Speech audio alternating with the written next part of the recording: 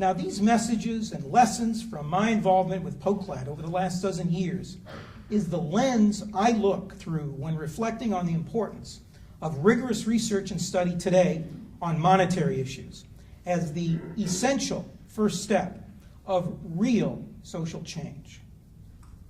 Why begin with rigorous study and research? I believe for 6 reasons. First, to know history. We must know what's worked and what hasn't. Who are our past heroes and sheroes? And what lessons can be applied today? We must know what Aristotle said about money existing not by nature, but by law. We must know that we, the people, actually issued our own money through the Continentals and the Greenbacks, and that they were, during their times, effective. We must know how the money-making powers became privatized, or I prefer the term corporatized, more descriptive, in our nation and across the world. And we must know that how money backed by precious metals in the past have caused recessions and depressions and placed monetary authority in the hands of bankers and those outside our nation. That's the first reason why we must begin with rigorous research and study.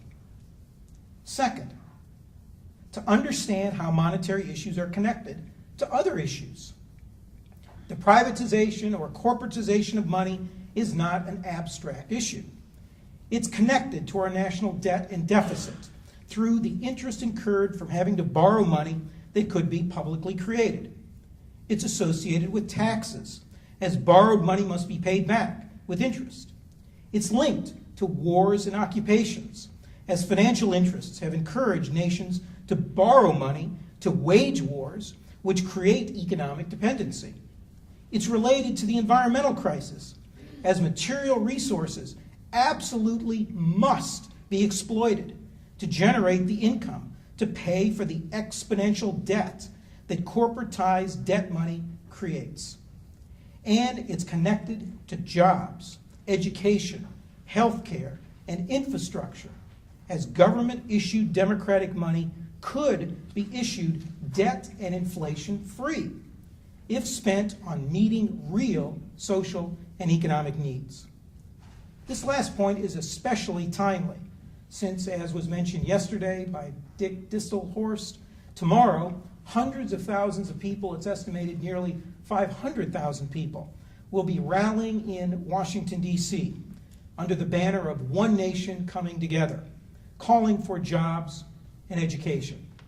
We, in fact, in my part of the world, in northern Ohio, have worked to organize a number of buses to go there.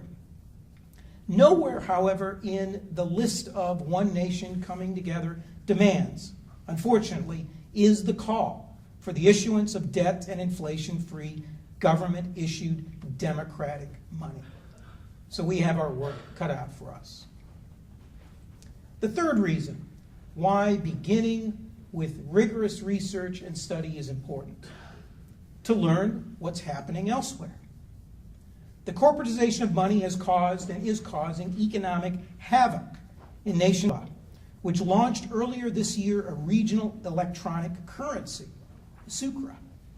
Existing positive developments are occurring in the United States as well, as we heard yesterday from people Dee and Ben, who I guess are of a similar stature, at least height-wise, as me, about the Green Party's monetary reform plank. So we need to know what's happening elsewhere so that we can learn from them, combine forces, develop networks and alliances, learn what works, what doesn't, what can be applied to wherever we are.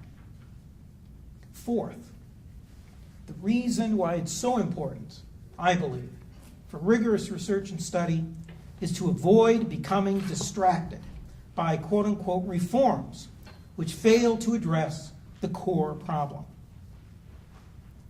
Why Lake Erie, which is a few miles from where I live, is considered to be the most dangerous of all the Great Lakes, if you're boating or fishing or anything, is because of its shallowness.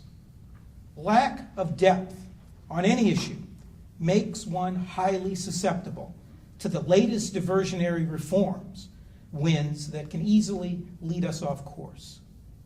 The entire debate around the congressional banking reform siphoned off tremendous energy, for example, for what in the end turned out to be pathetic legislation that will further consolidate financial institutions and permit the continuation of derivatives and other forms of exotic casino financial speculation.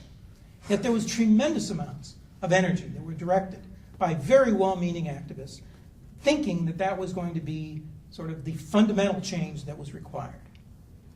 Critically important campaigns connected to the effects of the corporatization of money, such as working to extend unemployment insurance, placing a moratorium on home foreclosures, and addressing the climate crisis, while incredibly important in working on one level, are still nevertheless campaigns that focus on saving those who are downstream drowning, rather than preventing people from being thrown into the water upstream. Those who promote other forms of financial reform, such as auditing the Federal Reserve, state-owned banks, and even local financial alternatives, are also diversionary.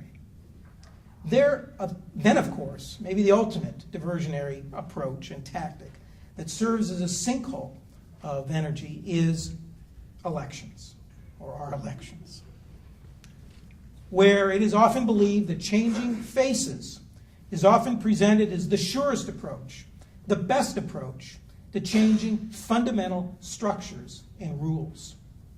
We can get into this, I'm sure. We'll have some time for cussing and discussing about this and other matters.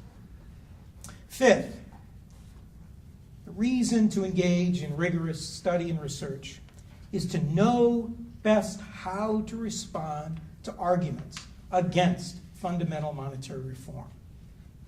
Any widespread call to democratize money will result, surely, in a plutocratic pushback of epic proportions. Arguments against fiat money have gone on, of course, for centuries, as have been well chronicled in the lost science of money. Only those who are well grounded in research and study will be inoculated to withstand the intellectual germs from those who charge government is incompetent, corrupt, inefficient, can't be trusted, all of the above. That there is no historical successes of democratic money. That the Federal Reserve is a government institution. That banks really know what they're doing and should be in charge. That the only honest money is money backed by gold or silver. And that we should just simply let the invisible hand in the market take care of the problem and do their economic thing. Lastly, the sixth reason why it's important to engage in rigorous study and research is to develop a reservoir of knowledge needed to intellectually create campaigns, strategies, and tactics. While research and study, as I mentioned earlier, are a beginning and are, as Coleridge has defined, and I think many people here would agree, should be seen as an action in itself, given where we are in the culture at large, where most people don't know much about this issue. Nevertheless, they are the beginning and not the ends. Our eye on the prize, ultimately, is it not, is the democratization of money, and by extension, creating a real democracy in our society. That can only happen after we have a firm foundation of the theories, experiences, issues, and practitioners.